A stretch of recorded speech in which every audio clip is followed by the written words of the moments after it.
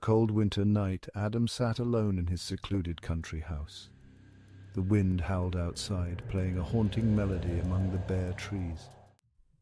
He sat by the fireplace, trying to keep warm, but an uneasy feeling began to creep into his mind.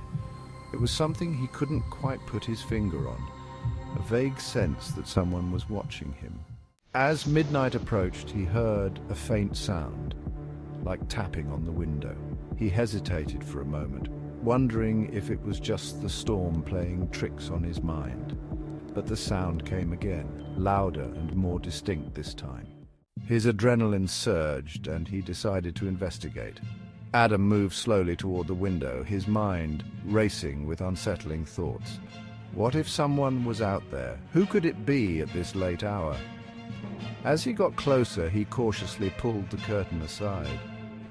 At first, he saw nothing but the pitch-black darkness that enveloped everything outside. But as he focused his eyes, he started to see something different. There, just behind the window, were eyes.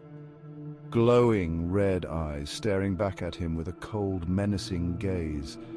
Adam stepped back quickly, his heart pounding. No one could easily reach his home, and no wild animal had eyes like the ones he had just seen. A growing sense of dread began to fill him. At that moment, the power went out, plunging the house into complete darkness. He could hear slow, deliberate footsteps approaching from outside the window, getting closer with each passing second. Sensing the danger, he rushed to find something to defend himself with, but he stumbled in the dark. As he tried to get back up, he heard the window slowly creak open. His body tensed and his breath caught in his throat. The darkness outside the window seemed to thicken, almost as if it were a living entity creeping inside. There was no time to think. Adam ran toward the door, desperate to escape, but something wrapped around his ankles. He looked down and saw that the darkness from behind the window had entered the house and was now slowly consuming him. He tried to scream, but no sound came out.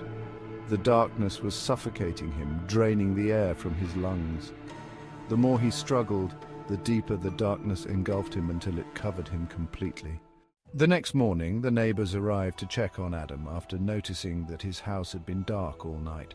But when they entered, they found only a cold room, a window wide open, and an eerie silence. Adam had vanished without a trace, leaving behind only a window that looked out onto an endless void of darkness, as if the night had decided to